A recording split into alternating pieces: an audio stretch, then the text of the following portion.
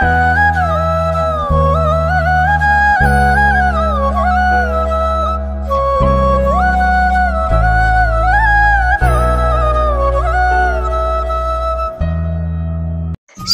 সকাল আমার প্রিয় বন্ধুরা, তোমরা সবাই কেমন আছো? আশা করছি তোমরা সবাই খুব ভালো আছো এবং যে যেখানে আছো অনেক সুস্থ আছো। আর তোমাদের ভালোবাসায় আমিও ভালো আছি। বাঁকুড়া জেলার ছোট্ট একটি গ্রাম থেকে আমি পূজা, আমার নিউ ব্লগেতে তোমাদের সবাইকে অনেক অনেক ওয়েলকাম, অনেক অনেক স্বাগত।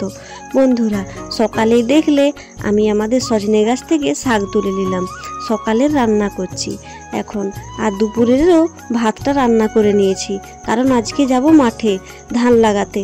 জানো, কাজের লোক পাওয়া যায়নি, তাহলে যতটুকু পারলাম ভাবছি সাহায্য করব।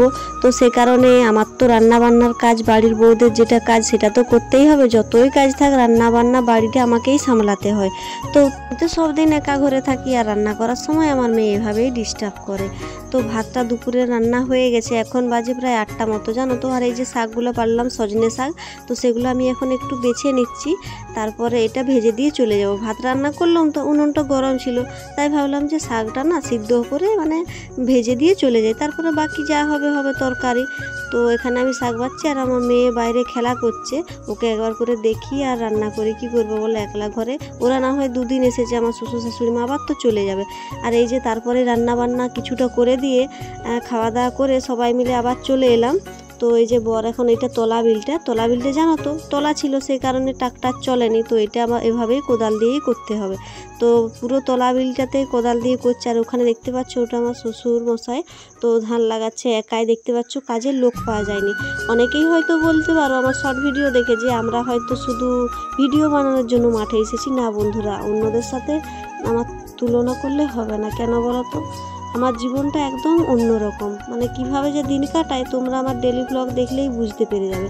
আর ভাবলাম ভিডিও করে নেব, ভিডিও করতে ছাড়বো কেন, এখন তো সবাই মাঠে ভিডিও করছে। তো এটা আমার শাশুড়ি মা, আর আমি দেখো, আমি কিন্তু ফার্স্ট যাচ্ছি। আমি লাগাই না লাগাই, কিন্তু আমি সব কাজেই পারি। তো এই যে এই বিলটাতে লাগাচ্ছিলাম, পুরোটাই প্রায় লাগিয়ে দিয়েছিলাম। তারপরে 12টার দিকে এই সামনে একটা পুকুর আছে, ওখানে ভাবছি স্নান করতে চলে যাব। বালতিতে জামা কাপড় কাচাকাচি করবো, সব তেল সাবান টাবান নিয়ে চলে এসেছি।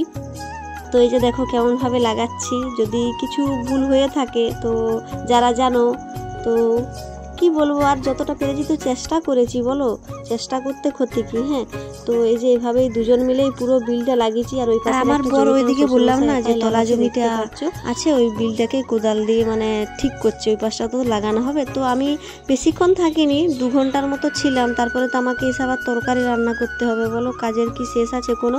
তো যতটুকু পারলাম লাগালাম, তারপরে চলে গিয়েছিলাম পুকুরে স্নান করতে। তো এসে দেখো সমস্ত জামা কাপড় মিলে দিয়েছি, যখন তখন জল চলে আসছে। আর তারপরে রান্না করতে করতেই বর ডাকছে, বলতে দেখবে এসো কী হয়েছে। তো আমি তো অবাক হয়ে গেছিলাম, বললাম কী হলো? ও আমাকে আনারস দেখাতে এনেছে। এটা আমাদের বাগানটা, জানো তো, এখানে অনেক আনারস গাছ আছে। তো একটা আনারস পেকে হলুদ হয়ে গেছিলো, সেটাই দেখাতে এনেছিল। তারপর রাত্রে আমার বরের খুব পিঠে খাওয়ার শখ হয়েছিল, তালকুড়ি এনেছিল। তো আজকে তারপরে তাল পাতা দিয়ে আজকে একটা পিঠে বানানো হবে।